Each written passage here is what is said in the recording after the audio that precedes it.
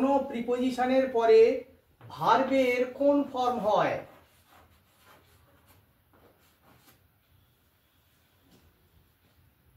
একটা প্রিপোজিশন লিখলাম, তারপরে যে ভার্বটা আছে ভার্বের কোন ফর্ম হবে? পাস্ট ফর্ম হবে, না প্রেজেন্ট ফর্ম হবে, না ইনফিনিটিভ হবে, টু দিয়ে করব? নিয়মটা হচ্ছে কেবলমাত্র ওই ভার্বের সঙ্গে আইএনজি যোগ হবে। তাহলে কি বললাম? প্রিপোজিশনের পরে যে ভার্বটা থাকবে তার সঙ্গে অবশ্যই আইএনজি যোগ করতে হবে। দেখুন একটা বাক্য, always check the well before starting the car.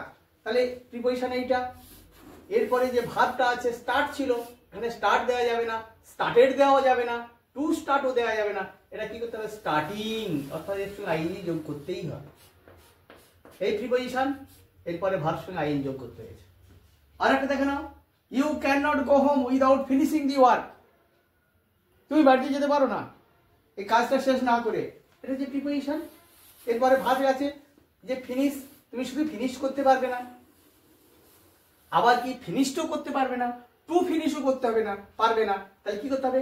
Finishing. আর একটা বাক্য দেখো না, they looted the money by showing the গান।